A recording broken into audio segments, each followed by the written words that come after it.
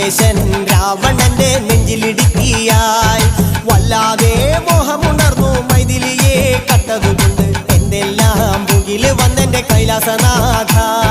കുഞ്ഞുമകൻ മേഘനാഥനും സോദരനും സർവരും ഇന്ന് തന്നെ വിട്ട് പോയതല്ലോ കാലപുരി തന്നിൽ പശ്ചാത്താപം നിറയണ് രാമന്റെ ശരമുനയാൽ മോക്ഷത്തിൻ പടി കടക്കാൻ മോഹമുദിച്ചല്ലോ